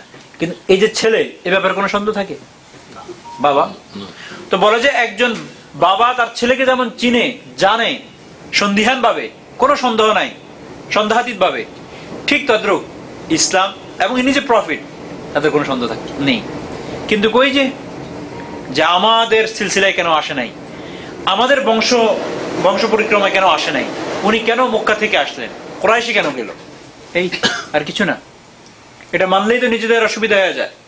তো আল্লাহ তাআলা ওয়াইদা তুতলা আলাইহিম আয়াতুনা বাইয়িনাতিন তারিফু ফি উজুহিহিমুল্লাযীনা কাফারুল মুনকার, যখন তাদের সামনে আমার আয়াত তেলাওয়াত করা হয়, আবৃত্তি করা হয়, রিসাইট করা হয়, তখন আপনি তাদের চেহারায় অস্বীকৃতি এবং বিরক্ত বোধটা ভালোভাবে লক্ষণ আপনি দেখতে পাবেন, পরিষ্কারভাবে দেখতে পাবেন।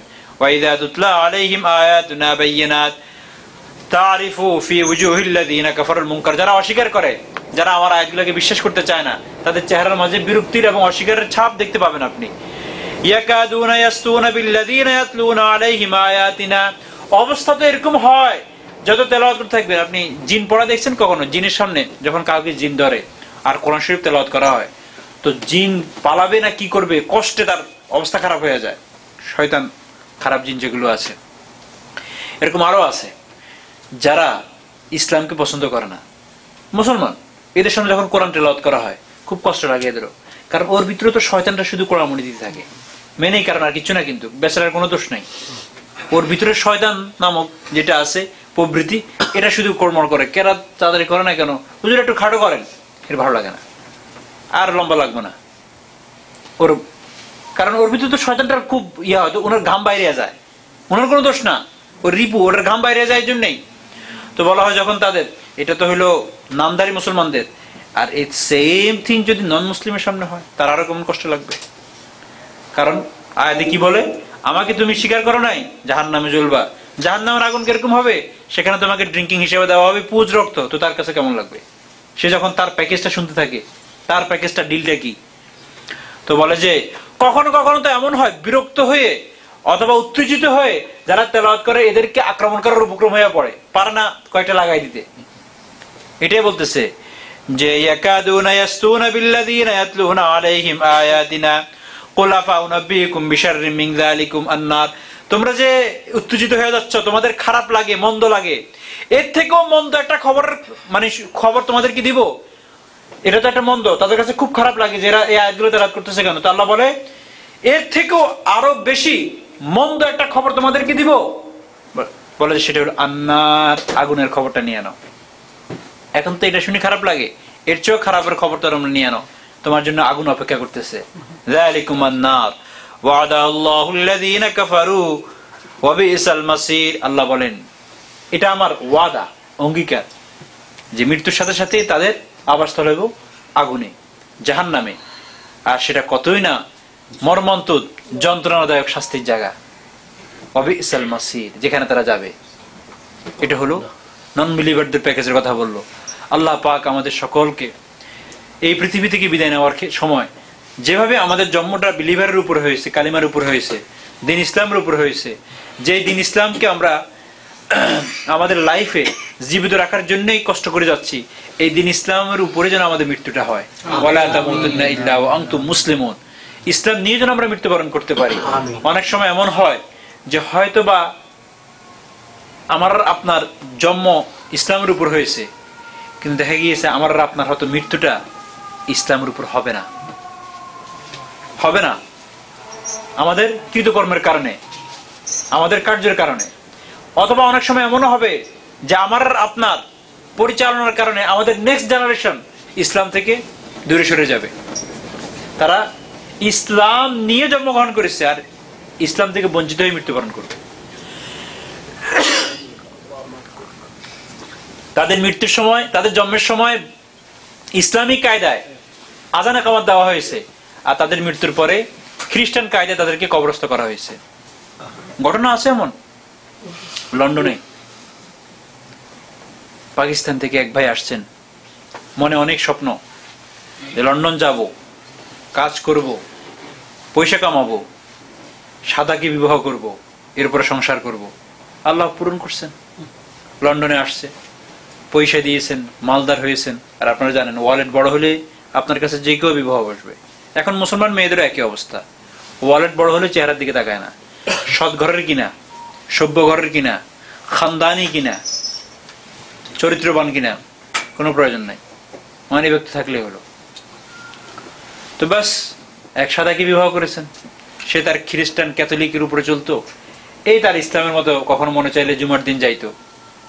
তাদের ঘরে বাচ্চা আসলো, একমাত্র ছেলে। ছেলেকে না বাবা শিখাইছে না মাও কিছু শিখাইছে, ছেলে ছেলের মতো করে বড় হয়েছে।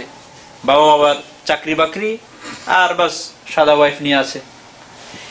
বহুদিন পরে যখন বয়স হয়ে গিয়েছে, বাবা রিয়েলাইজ করছে যে হজ করা তো দরকার, বয়স্ক হয়ে গেলে হজ করতে হয়। কারণ যখন রিটায়ারমেন্ট এসে যায় তখন মানুষ খুঁজে নেয় আর কি কি বাকি রয়ে গিয়েছে।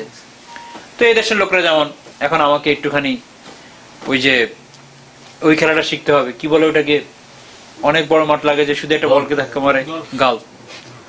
তো বয়স্ক হয়ে গেলে এগুলো খুঁজে খুঁজে বাইর করে। তো আমাদের এই লাইনে যারা বয়স্ক হয়েছেন এরা হজের খেলাটা তো বাকি রয়ে গেছে। যদিও খেলা এই জন্য বললাম যে আমরা প্লেই করতে যাই ওখানে, আর কিচ্ছু না, তামাশা। যে বয়সে আপনি জানেন এই বয়সে হজ করার মতো, তাহলে আর কি তামাশা। আপনাকে ঠেলতে ঠেলতে ধাক্কাতে ধাক্কাতে আপনার পাথরও আরেকজন মারে, আপনার তোয়াফও আরেকজন করে, আপনার লাভবাহিকও আরেকজন বলে, তো আপনার কি? তো এটা হলো জওয়ান যুবক বয়স, আপনার শক্তি সামর্থ্য থাকার সময় হলো হজ করার। তো হজে গেল, শুনেন, হজে গেল, হজে মারাও গেল। কি সুনসিব না? হজে মারা যাওয়ার পরে খবর আসলো পকেট টকেটে খুঁজে, জি বাবা, পকেটে খোঁজাখুঁজি করার পর দেখা গেল যে লন্ডনের পাসপোর্ট।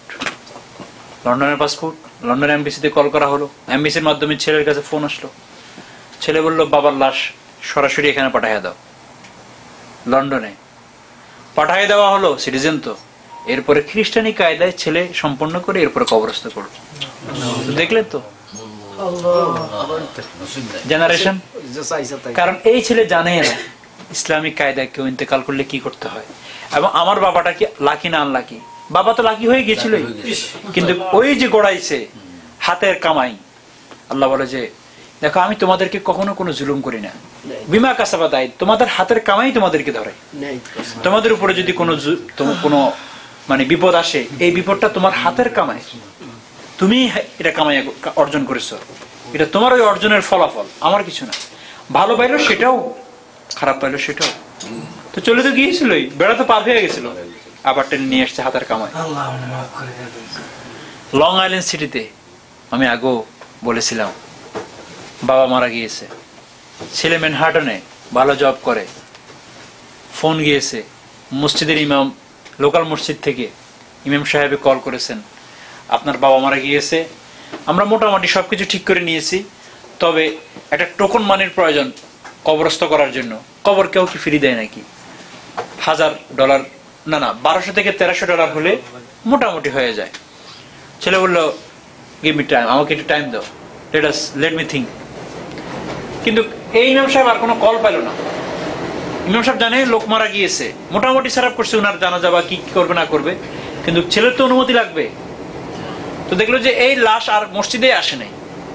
অনেকদিন পরে ওই বাড়ির কাছাকাছি আরেকটা বাড়ি থেকে আরেকটা ছেলে আসে, বলে তুমি কোথায় থাকো? বলে যে আমি তো অমুক জায়গায় থাকি, অমুক ব্লকে। আচ্ছা, তোমার ওই ব্লকে একজন লোক মারা গিয়েছিল, তার লাশটা কোথায় গিয়েছে? তো বলে যে আমি তো জানি না। তাহলে আমি জিজ্ঞাসা করি, তবে আমি চিনছি কোন জায়গায়, তার ছেলের সাথে আমার সম্পর্ক আছে, ছেলে ম্যানহাটনে কাজ করে। ঠিক আছে, ম্যানহাটনে ছেলেকে বললো দোস্ত তোমার ওই বাবা মারা গেছিল, আর কি করলাম? বলে যে বাবা মারা যাওয়ার পরে একটা ফোন আসছিল লোকাল একটা জায়গা থেকে, তারা $1300 চাইছে। পরে আমি ইয়েলো পেজ খুঁজিয়ে দেখলাম যে এগুলোর প্রসেসিং কোথায় হয়। খুঁজতে খুঁজতে আমি এক জায়গায় পেয়ে গেলাম, and I got a good deal. আমি একটা ভালো ডিল পেলাম $1000 ভিতরে, ক্রিমিটিং করা। ক্রিমিটিং বুঝেন? ছাই পাউডার বানাই দেওয়া। তারা বললো যে 1300 লাগবে, আমরা $1000 করে দিব। তো আমি তাদেরকে হ্যান্ড ওভার করে দিয়েছি, তাদেরকে বলছি নিয়ে যাও। এই বাবার পাউডার হওয়াই ঠিক আছে। কারণ কি জানেন, এই বাবা কখনো এই সন্তানকে জানাজা কাকে বলে, মৃত্যুর পরে কি করণীয়, সামান্যতম বেসিক অফ ইসলাম, জরুরতুল মুসলিমের শিক্ষা দেয় নাই। তো এই বাবার তোর কোপালেটা ঠিক আছে রে ভাই, ছেলে তো কোনো দোষ না, ছেলে নিষ্পাপ, কমে করেছে। ছেলে কোথাও ডোনেট করে দিল, যে ফ্রি কোথায় আছে ওখানে নিয়ে গেলে $1000 তো অনেক। এবং সেটা সুইপ করছে আবার ক্রেডিট কার্ড সুদের উপর দিয়ে, যে নিয়ে যাও আমার ক্রেডিট কার্ড থেকে, নাম্বার দিয়ে দিলাম। জি, বাঙালি তো আর গভীরে যান কেন ভাই? এখন মুসলমান মুসলমান এখন আপনি ইসলামের উপর জন্মগ্রহণ করেছেন, আবার ইসলামের উপর মৃত্যুবরণ করবেন, কোনো নিশ্চয়তা নাই। আমার জেনারেশন হয়তো তাকে আমি আজান একামত দিয়েছি, আর আমার কর্মফলের কারণে তার মৃত্যুর পরে লুলু না উলু দেওয়া হবে, তাকে নন বিলিভারদের স্টাইলে খ্রিস্টানি কায়দায় কবর দেওয়া হবে। আল্লাহ পাক আমাদের সকলকে এমন জেনারেশন রিজার্ভ করার তৌফিক দান করেন, যারা আমার মৃত্যুর পরে ইসলামিক কায়দায় আমাদেরকে কবরস্থ করবে এবং ইসলামী আইন কানুন মেনে আমাদের জন্য দোয়াও করবে। ওয়া আখির দাওয়ানা আলহামদুলিল্লাহি রাব্বিল আলামিন। ভাই তার ছেলেকে পুরাইলো, আমরা অনেক চেষ্টা করলাম, মিনা পাড়ার বাচ্চা, নাম না বলি, মিনা পাড়ার বাচ্চা কি হয়েছিল এরকম অনেক চেষ্টা করছি, টানাটানি করছে, কথা কম বলি। হিন্দু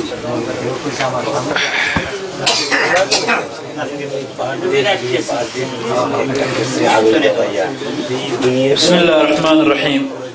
আজকে আমরা দ্বিতীয় সেশনে যে আলোচনাটা করব, সে আলোচনাটা হলো আমাদের মা বোনদেরকে কেন্দ্র করে, যেটা আমরা যে দেশে বসবাস করি এই দেশে আমরা ফেসও করি, এবং শিক্ষিত অশিক্ষিত, ধার্মিক ধর্মকে পালন বেশি করি কম করি, সবার মোটামুটি অংশীদারিত্ব আছে কমবেশ, এবং বয়স্করাও করি কম বয়স্করা বেশি করি। সেটা হলো আমাদের মা বোনদের বা মহিলাদের কৃত্রিম রূপচর্চা। কৃত্রিম রূপচর্চা কৃত্রিম ভাবে আমরা আমাদের, এক সময় এটা মা বোনরাই করতেন, এখন পুরুষরাও করেন মাশাআল্লাহ।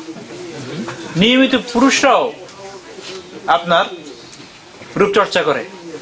আগে জানতাম যে রূপচর্চা না করলে মেয়েদের ভালো জায়গায় বিবাহ হবে না, ম্যারেজ হবে না, এখন পুরুষরাও করেন। আপনারা জানেন কিনা, অনেক পুরুষরা লিপস্টিকও একটু একটু লাগায়। জি, তো জি ভাই, আমি এই এলাকার এবং আমি এই জেনারেশনের, আপনি অনেক পুরাতন। প্রথম নম্বর ভাই, শরীয়ত কি বলে, এর বিপরীতে আপনার ডাক্তার বা চিকিৎসা বিজ্ঞানীরা কি বলে। এই যে আমরা কৃত্রিম রূপচর্চাটা করি, এটা আমাদের হেলথের জন্য কতটুকু উপকারী আর কতটুকু অপকারী। একটা বেসরকারি গণনায় পাওয়া যায় যে 80% মহিলা এই দেশে, যে দেশে আমরা বসবাস করি, 100 জনের মধ্যে 80 জন মহিলা দৈনিক 3 থেকে 4 ঘন্টা রূপচর্চার পিছনে সময় কাটায়। আমাদের মুসলমানদের কথা বলতেছি না, আমি এই দেশের কথা বলতেছি। তো ওনারা 3 থেকে 4 ঘন্টা হলে আমরা 1 থেকে 2 ঘন্টা তো আমাদের পড়াটা থাকবেন, পুরা কালচার পুরাটা না পাইলেও কিছুটা তো পায়। দৈনিক 100 জনের মাঝে কতজন? 80 জন। 80 জন। নজরুল ভাই আপনি একটু ওখানে দেন, কি জিজ্ঞাসা করে। 100 জনের মাঝে 80 জন 3 থেকে 4 ঘন্টা সময় ব্যয় করে। তাদের তো নামাজ কালাম নেই, তারা করতে পারে, কিন্তু আমাদের যাদের নামাজ কালাম আছে আমরাও কিন্তু করি। এটা হলো একটা তথ্য। আর দ্বিতীয় হলো যে আমরা রূপচর্চার জন্য যে প্রসাধনী ব্যবহার করি, প্রসাধনী তো বলি না, এইটা এবং মেডিসিন এক জিনিস না, কিন্তু খেয়াল রাখবেন। এই জন্য ড্রাগ বা মেডিসিন, এইটা মানুষ ব্যবহার করার আগে কয়েকটা পরীক্ষা ঘর থেকে ঘুরে আসতে হয়, ইউএস অ্যাপ্রুভ হয়ে আসতে হয়, তারপরে যে একটা মানুষ ড্রাগ অথবা আপনার ওষুধ নেয়। কিন্তু প্রসাধনীর নামে অথবা সৌন্দর্য রূপচর্চা করার নামে যে ক্রিম অথবা অন্যান্য জিনিসগুলো আমরা ব্যবহার করি, এর জন্য কিন্তু ইউএসডি অথবা এগুলো পাশ হয়ে আসতে হয় না। এটা যে কোনো কোম্পানি কতগুলো চমকপ্রদ অ্যাড অথবা আপনার কিছু কথার মাধ্যমে এগুলো বিক্রি করতে পারে। আমাদের দেশে ফেয়ার অ্যান্ড লাভলির কথা শুনবেন, আরো বিভিন্ন জায়গায় বিভিন্ন ত্বকের, এবং এর মাঝে বেশিরভাগই সবচেয়ে বেশি যেটা মিশ্রণ থাকে 18 থেকে 20 প্রকারের শুধু আপনার কেমিক্যাল থাকে। যেই কেমিক্যাল কিছুদিনের জন্য যদি আপনার রূপটাকে হয়তো একটু উজ্জ্বল করতে পারে, কিন্তু লং টাইমের জন্য আপনার ত্বকের বা আপনার শরীরের ক্ষতি করে দিয়ে যায়। এই জন্য দেখা যায় যে সমস্ত মা বোনরা খুব বেশি রূপচর্চা করেন বা কেমিক্যাল গুলো ব্যবহার করেন, তারা অল্প বয়সেই, যিনি মোটেও ব্যবহার করেন না, তার ত্বকের অথবা চামড়ার যেই আপনার মানে শাইনি অথবা ইলাস্টিক যেটাকে বলে ধারণ ক্ষমতা ওর চেয়ে বেশি খারাপ হয়ে যায়, ঝুলে যায়।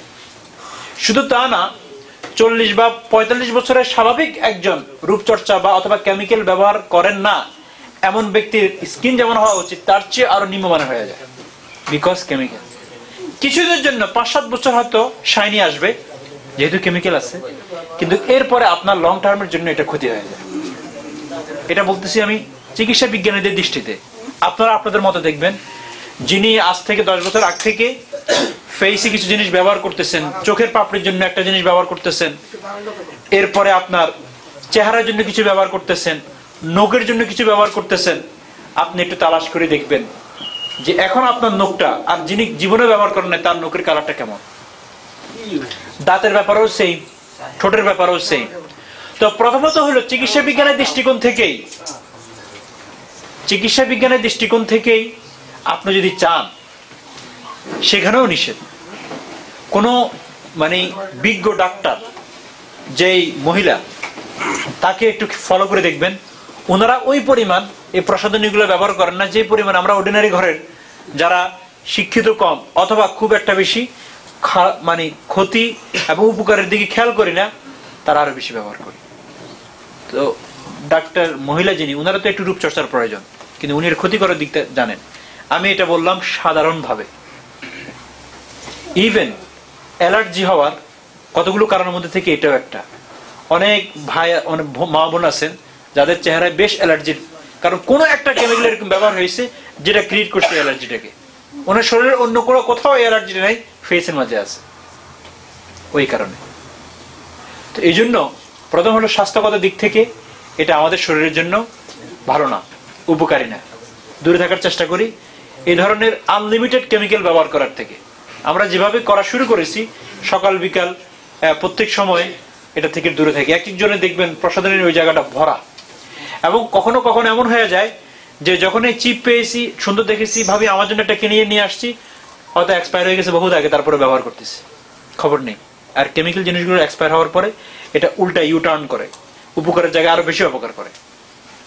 এখন আসেন, হুজুর এটা তো বললেন চিকিৎসা বিজ্ঞানের দৃষ্টিকোণ থেকে, শরীয়ত কি বলে? এটা আছে না, বিশেষ করে যেই বিষয়গুলো আমাদের সামনে এখন খুব বেশি আসছে, এর মধ্যে হলো ব্রু প্লাক একটা আছে না, প্লাকনি বলে এটাকে, প্লাক। আচ্ছা, এরপর এটা খুব বেশি দেখা যায়। এরপরে কেউ কেউ তো মাশাআল্লাহ বুরু পুরোটা শেভে করে ফেলেন। আপনাকে আল্লাহ তাআলা বুরুর সাথেই ডিজাইন করেছে, আপনি আল্লাহর এই ডিজাইনটাকে পরিবর্তন করতে যাচ্ছেন কেন? এত এত যদি চান তো পুরো ফেসটা চেঞ্জ করে দেন না, কান দুটাকে এখানে নিয়ে আসেন না। আল্লাহ তাআলা দিয়েছেন এখানে, আপনি এটাকে খেয়াল করবেন। এগুলো শেভ করার কারণও এমন একটা ডিজিজ এখানে পয়দা হবে, পরে বুঝবেন যে টু লেট যখন বুঝবেন। এরপরে প্রত্যেকটা জিনিস আল্লাহ তাআলা দিয়েছেন। এই যে চুল, যেখানে চুল দেওয়া দরকার, চুলগুলো যদি হাতে দিতেন কি অবস্থা হতো? কাজ করতে পারতেন? এই আম চিপতেন, আমের ভিতরে মাশাআল্লাহ চুল খাচ্ছেন। তারপরে পিঠা বানাইছেন, সেখানে ডিজাইন করা হয়ে যাবে চুল দিয়ে, আল্লাহ দেন নাই সেখানে। শুধু তা না, হাতের এই স্কিন এবং পায়ের নিচের স্কিনটাকে আল্লাহ তাআলা সহনীয় করে দিয়েছেন, গরম টাচ করে সহনীয়। আপনি চেক করে দেখতেছেন, আমাদের যারা শেফ একটু কাজ করেন, কত গরম গরম জিনিস টেস্ট করে ফেলতেছে এবং ধরে দেখতেছেন এটার ত্বকটাকে আল্লাহ ভাবে দিয়েছেন। পায়ের নিচের তালুটা যেই স্কিন দিয়ে তৈরি করা, সেটা যদি আমাদের মনে করেন হাতের এটার মতো বা কানের এটার মতো হতো, তো 2 ব্লক আটা লাগতো না, ওটার মোমের মতো গলে যেত। কিন্তু সেটাকে আল্লাহ, কানের এই জায়গাটাকে আল্লাহ ভিন্নভাবে করে দিয়েছেন, এই স্কিনটাকে। চোখের উপরের যে পাপড়ি পড়ে, এটাকে কত পাতলা করে দিয়েছেন, চোখের সাথে মিলে মিলে সে উঠতেছে নামতেছে। এটাকে যদি পায়ের নিচের তালুর মতো মোটা করে দিতেন, যাই যাবে একবার 3 মিনিট পরে আবার উঠতে উপরের দিকে, কারণ মোটা না, সময় লাগতো। চিন্তা করছেন? এরপরে দেখেন আমব্রেলা আল্লাহ তাআলা দিয়ে দিয়েছেন, এটা হলো ইনসুলেশন। যদি বেল থাকেন কেমন গরম লাগে, হয়ে দেখেন শেপ আল্লাহ তাআলা দিয়ে দিয়েছেন যে এটার উপরে আলো পড়বে, শরীরের উপরে আলো পড়বে, কিছু পশম দিয়ে দিয়েছেন। ইনসুলেশন না থাকলে আমাদের আরো গরম লাগতো, এটা আল্লাহর পক্ষ থেকে। এখন আমরা এগুলো শেপ করি, হ্যাঁ, আমরা আনওয়ান্টেড হেয়ার বলে, যেগুলো চাই না, আনওয়ান্টেড। আপনার আনওয়ান্টেড হলে হবে না, আল্লাহ চাইছেন, আপনি চান না। তো আল্লাহ পাক আমাদেরকে যেভাবে সূরা 3 পড়েন, ওয়াত-তিন ওয়াজ-যাইতুন ওয়া তুরি সিনিন ওয়া হাদাল বালাদিল আমিন লাকাদ খালাকনাল ইনসানা, নিশ্চয় আমি আল্লাহ মানুষকে সৃষ্টি করেছি আহসানা তাকওয়িম, উত্তম শেপ দিয়ে, অবকাঠামো দিয়ে। আপনি সেই অবকাঠামোর মধ্যে পরিবর্তন করার চেষ্টা করতেছেন। আপনি যদি এরকম কোনো অবকাঠামো তৈরি করেন আর আপনার সামনে কেউ একজন আসে সেটা তৈরি মানে বেশ করার চেষ্টা করে, আপনি কি বলবেন? বেশি বুঝো না, আপনি রাগ হবেন না তো? আল্লাহ তাআলা রাগ হবে না? এই একটা করি আমরা বুড়ো, আর একটা করি আমরা ইদানিং খুব বেশি ছিদ্র বেশি বাড়াই ফেলতেছি আমরা, সব জায়গায় ছিদ্র। আগে তো শুনতাম কানের মধ্যে ছিদ্র বাড়তে থাকে, এখন এই বুড়োর মধ্যেও ছিদ্র, ইভেন এই জিহ্বার মাঝে, আপনার ঠোঁটের মাঝে ছিদ্র, জিহ্বার মাঝেও আছে, ওটা ভুল বলে নেই। এবং কত আনওয়ান্টেড জায়গাতে আছে যেটাতে মনে হয় মানে আপনি বিশ্বাসও করতে পারবেন না, সেখানেও ছিদ্র। তো ছিদ্র তো এমন জাহান্নামে বেড়ি লাগাবে, তো বেড়ি লাগানোর জায়গায় এত আগে বানানোর প্রয়োজন আছে নাকি? এত প্রি প্রস্তুতির কি প্রয়োজন? জায়েজ নাই। এটা একটা।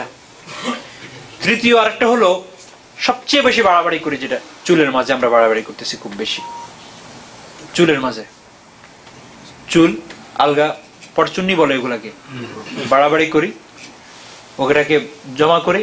কালারের মাঝে আমরা এখন ডাইং এর মধ্যে এসে গিয়েছি। যদি ধার্মিক হই তো দাড়ির মধ্যে শুরু করি, আর বিধার্মিক হলে বা ধর্মকে কম পালন করলে চুলের মধ্যে শুরু করি বেশি। জায়েজ নেই। বিশেষ করে আমরা যারা চুলকে আরো ভিন্ন কালার করি, কালো আর সাদা রাখেন, এটা তো ন্যাচারাল। এরপরে যে আমরা অনেক সময় ভিন্ন কালার করি পুরা, কেউ আছেন উনি কিভাবে ব্রাউন কালার করেন? উনি তো ব্রাউন কালারের জেনেটিক নিয়ে জন্মগ্রহণ করেন নাই, ওনার চুল ব্রাউন কিভাবে? এরপরে আরো একটা রোগ ডিজিজ হিসেবে আসছে, সেটা হলো ট্যাটু। আমরা ব্যবহার করতেছি, কেউ আছে বলে যে লাইফ টাইম, এবং একটা তো হলো আপনার এই যেটা উঠে যাবে, পার্মানেন্ট না। আর একটা পার্মানেন্ট ট্যাটু বানাচ্ছেন চেহারার বিভিন্ন জায়গায়, ঘাড়ের মাঝে, পিঠের মাঝে, নাজায়েজ। এর উপরে মা বোনরা আবার অনেক সময় ঠোঁটের মাঝেও এমন এমন কালার ব্যবহার করেন যেটা স্বাস্থ্যগতভাবেও ভালো না, শরীরের দৃষ্টিকোণ তো জায়েজ নেই, এভাবে জায়েজ নেই। আচ্ছা, চেহারার মাঝে এমন মেকআপ মানে ফেস করা বা ইয়ে করে আপনার বিল্ড করে যে মনে হয় যেন হাতটার মধ্যে কালো কালি মারছে, চেহারার মধ্যে সাদা কালি মারছে। অর্থাৎ হাত এবং চেহারার এত বেশ কম। আপনি চেহারাটা সাদা করলে হলো, হাতের আঙ্গুল দেখা যাচ্ছে না। আরে ভাই, ধোকা দেওয়ার তো কতগুলো পথ আছে, এই ধোকার কি ফায়দা? সৌন্দর্য তো মানুষকে দিচ্ছেন, এটা তো ধোকা দিচ্ছেন আপনি। তো ধোকা ইন্ডিভিজুয়াল ইটসেলফ একটা সিন, মানে শরীয়তে কোনো বিধান ছাড়া ধোকা তো হচ্ছে না যে আপনি এমন না। যেমন আল্লাহ রাসূল সাল্লাল্লাহু আলাইহি ওয়াসাল্লাম একবার বাজারে গেলেন, যায়া দেখলেন যে এক ব্যক্তি খেজুর বিক্রি করতেছে, খেজুর। তো খেজুর উপর দিয়ে এরকম সাজায় রাখছেন, উনি হাত ঢুকাই দিলেন ভিতরে, ঢুকাই দেখলেন ভিতরে ভিজা খেজুর, টান দিয়ে বাইর করে যে ভিজা খেজুর। বলো যে তুমি এমন করলা কেন? ভালোগুলাকে উপর দিয়ে সুন্দর করে, আমাদের দেশও হয়, ভালোটাকে উপর দিয়ে সুন্দর করে গোছায় রাখে, এরপর নিচে হলো সব অন্যরকম। মান গাশশানা ফালাইসা মিন্না। তখন আল্লাহ রাসূল বললেন, যে ধোঁকা দিবে সে আমার উম্মত না। তো অন্য কোনো বিধান আমি এখনো নাও বলি, জায়েজ না জায়েজ, শুধু এতটুকু তো হলো ধোঁকা যে আপনি সুন্দর না, আপনি এতটুকু ফর্সা না, কিন্তু আপনি মানুষকে দেখাচ্ছেন ফর্সা। তো এরপরে তো রাত্রে যায় তালাক হয়ে যায়। প্রথম ঘরে বাসরাতে যে ছেলে বলে যে না আমি তুই নাকি বিবাহ করিনি, আমি বিবাহের সময় যাকে দেখেছি সেই মেয়ে তো এরকম না। কারণ সেদিন তো কি হয়েছিল, সেদিন তো হায়ারিং করে আনে, লোক আনে, সাজানো হয়েছিল। আজকে তো সেটা নাই। আর কত মানাইতে হবে, তো কত বসে স্পেন্ড করবে না। আর এর বাহিরে আরো কত কিছু করা হয় আল্লাহ ভালো জানে। নখ, এর উপরে যে কি এক জুলুম চলে, অত্যাচার চলে ভাই। আল্লাহর রাস্তায় পেয়েছেন তো পেয়েছেন, এই জন্য এটার উপরে এই অত্যাচার চলে। নিজের আইফোনটার উপরে তো একটা স্ক্র্যাচ লাগে না, সেটার উপরে প্রোটেক্টর দিয়ে রাখেন, লাগলে নিজে গায়ে লাগে। আমি $700 দিয়ে কিনছি। আর এগুলোর উপর যে এত অত্যাচার করতেছেন, একবার এই কেমিক্যাল ব্যবহার করতেছেন, একবার ওই কেমিক্যাল ব্যবহার করতেছেন, একবার এটা করতেছেন, একবার সেটা করতেছেন। এরপরে দাঁত, সেখানে আরো যে কি কারুকার্য, সেখানে আরেক কারুকার্য চলছে দাঁতের মাঝে। তো এরকম অনেকগুলো জিনিস আছে, আমি কয়টা বলবো, অনেকগুলো তা তো বলতেও পারিনি। এগুলোর শরীয়তের দৃষ্টিকোণ থেকে কি বলা হয়, জায়েজ কিনা, এটা হলো আমাদের আলোচনার বিষয়। চুল এবং দাড়ি জি রং করা কি বলতেছি একটুখানি। হযরত ইবনে ওমর রাদিয়াল্লাহু তাআলা আনহু বলেন যে রাসূল আকরাম সাল্লাল্লাহু আলাইহি ওয়াসাল্লাম বলেন লানাল ওয়াসিলাতা ওয়াল মুস্তাওসিলাতা ওয়াল ওয়াশিমাতা ওয়াল মুস্তাওশিমাতা মুত্তাফাকুন আলাইহি। বুখারী মুসলিম থেকে বলতেছি যে রাসূল আকরাম সাল্লাল্লাহু আলাইহি ওয়াসাল্লাম ইরশাদ করেন যে পরচুলা যে মহিলা লাগিয়ে দেয়, যে ওই আলগা চুলটা লাগায় দেয়, দেখবেন করতে থাকে তো করতে থাকে, চুলকে তো শুধু আবার একরকম না, এটাকে আবার ব্যান্ড করতে থাকে, এটাকে আপনার গোল গোল রিং এর মতো করে, জরির মতো করে, আরো কত এক্সেট্রা। আল্লাহু আকবার, আল্লাহ ভালো জানেন। তো বলে যে যে এই বিজনেস আমাদের মুসলমানের এক ভাই আছেন, আমাকে বলছেন এখানে যে ওনার এক বন্ধু বললেন, ভাই কি করেন এই ব্যবসা এসে পড়েন, বিউটি পার্লার তো বুঝেন, ভালো ব্যবসা। ওনার ওয়াইফ আসে এই ব্যবসা শুরু করছে, বুঝছেন তো। এই দেশে বিউটি পার্লার কিন্তু বিউটি পার্লার না, এখানে অনেক কিছু চলে। তো উনি তখন মনে মনে বা বলছেন এরকম যে বাবু আমার এরকম প্রয়োজন নাই। তো কয়দিন পরে বিউটি পার্লারে ওনার স্ত্রী কাজ করতে করতে ওনার স্ত্রীও হারাইছে। কারণ মানুষের বিউটি দেখতে দেখতে স্বামীর বিউটিতে তখন তুচ্ছ মনে হয়, তখন ওই বিউটির জোয়ারের সাথে উনিও চলে গেছে। তো এই বিউটি পার্লার গুলোতে যারা এই কাজ করেন, কোন মুসলমান বোন যদি করে থাকেন, এটা নাজায়েজ, নাজায়েজ না, লানত, অভিশাপ। আর অভিশাপওয়ালা জিন্দেগি নিয়ে কি উন্নতি করবেন একটু থিঙ্ক করেন। যে নাকি এই আলগা চুল লাগানো সহযোগিতা করে তার উপর লানত, আর যে মহিলা লাগায় তার উপর লানত হবে না? মনে করেন যে লাগানোর একজন হলো দোকানদার, আরেকজন হলো গ্রাহক, আপনি যা লাগাইলেন দুজনের উপরে। আরেক হাদিস, যে মহিলা অঙ্গ প্রত্যঙ্গে উল্কি উৎকীর্ণ করে, ও যে উল্কি উৎকীর্ণ করতে বলে, তাদের উপরেও অভিশাপ। উল্কি তো বুঝেন, একটু খুঁচায়া, একসময় হয়তো যে গালের উপরে যদি একটা ছোট্ট তিল হয় তাহলে সুন্দর দেখা যাবে, তো আর্টিফিশিয়াল তিলও লাগানো হতো। তিল বুঝুন তো নাকি, আপনারা কি বলেন? মাস, তো এটা লাগানো হতো, এক জায়গায় একটুখানি উঠাইয়া ওরকম বসায় দিত, অথবা কখনো কখনো খোদাই করা আস্তে আস্তে আস্তে আস্তে করে। এখন এর মধ্যে থেকে এসে গেছে ভুরু, সেম থিং, আস্তে করে এগুলোকে উঠানো হয় বিভিন্ন প্রসেসের মাধ্যমে। যে করে তার উপরও লানত, আর যে করতে বলে তার উপরও লানত। বুখারী মুসলিম বলতেছে। আচ্ছা, আরেক হাদিস, যে অভিশাপ হোক সেসব নারীদের উপর যারা দেহাঙ্গে উল্কি উৎকীর্ণ করে এবং যারা উল্কি উৎকীর্ণ করায়, এবং সেসব নারীদের উপর যারা ভ্রু ছেঁচে এটাকে কাটে, শেভ করে, এটাও হাদিসে আছে। যারা সৌন্দর্যের মানুষের দাঁতের মাঝে ফাঁক সৃষ্টি করে, একটুখানি সামনের দুটা দাঁতের মাঝে একটুখানি আপনার চিকন করে যদি ফাঁকা থাকে, তো ভিতর থেকে জিহ্বা এবং থুতুর নাড়াচাড়ার মাঝে মনে হয় যেন মণিমুক্তা জড়াচ্ছে, তো এটা করতে হবে। সেখানেও একটা, কেউ কেউ তো কালার ব্যবহার করে দাঁতের মধ্যে, ওনার দাঁত এত সাদা না, ওখানে কালার লাগানো যায়। আপনারা ওয়াল গ্রিন আর বিভিন্ন জায়গা থেকে দাঁতের ক্যাপ পাবেন, ওগুলা লাগাই দিবেন, সাদা, হ্যাঁ, দাঁতের উপর দিয়ে ক্যাপ থাকবে। তো স্বামী বেচারা তো খুব খুশি, বিবাহের দিন পাত্রের নির্বাচনের সময় দেখলো চকচক করতেছে দাঁতগুলো, কিন্তু বাসর রাতে দেখা যেত সেটা তো ব্রাউন কালার হয়ে গেল এখন। তো বলে যে যারা দাঁতের মাঝে ফাঁক সৃষ্টি করে, যারা আল্লাহর সৃষ্টির মধ্যে পরিবর্তন আনে, তাদের উপর আল্লাহর কি অভিশাপ। জনৈক মহিলা এই ব্যাপারে প্রতিবাদ করলে তিনি বললেন, আমি কি তাকে অভিশাপ করব না? একবার এক সাহাবী মুআবিয়া রাদিয়াল্লাহু আনহু বললেন যে দেখো তোমরা এইগুলো এত বাড়াবাড়ি করতেছো কেন, এই চুল তোমরা লাগাচ্ছ কেন? তখন এক মহিলা বললেন যে আমিরুল মুমিনিন, আপনি একটু বাড়াবাড়ি করতেছেন না, আমরা একটু সৌন্দর্য করতে যাই। এখনো দেখবেন অনেক ভাই আছে, হয়তো অনেক মা বলতেও পারেন, আল্লাহ মাফ করুক। তো ঠিক এরকম ওই সময় বলছে আল্লাহ রাসূল পৃথিবী থেকে তিরোধানের পরে হযরত মুআবিয়া একবার মক্কার হজ করতে এসে চুল নিয়ে বললেন যে তোমরা এগুলো করো কেন, তোমাদের উপর অভিশাপ। তখন এক মহিলা বললেন যে আপনি কি একটু বাড়াবাড়ি করতেছেন না? তখন উনি বললেন যে দেখো, আমি কি তাকে অভিশাপ করব না যাকে আল্লাহ রাসূল সাল্লাল্লাহু আলাইহি সাল্লাম অভিসম্পাদ করেছেন, এবং তাহা আল্লাহর কিতাবে আছে। আল্লাহ বলেছেন, রাসূল যে বিধান তোমাদেরকে দিয়েছেন তা গ্রহণ করো, আর যা থেকে নিষেধ করেছেন তা থেকে তোমরা বিরত থাকো। খুযু মা আতাইনাকুম, আমি যেটা নিয়ে আসছি সেটাকে তোমরা মজবুত নিয়ে করো, আর যেগুলো থেকে আমি নিষেধ করেছি সেগুলোকে তোমরা ছাড়ো। এটা হলো বিধান। হাদিসে এখানেই শেষ না। হযরত আসমা রাদিয়াল্লাহু তাআলা আনহা বলেন যে একবার এক মহিলা আল্লাহ রাসূলের কাছে আসছেন সাল্লাল্লাহু আলাইহি সাল্লাম। আয়েশা বললেন, ইয়া রাসূলুল্লাহ সাল্লাল্লাহু আলাইহি সাল্লাম, আমার মেয়ে, তার মাথায় অ্যালার্জি হয়েছে। কি হয়েছে?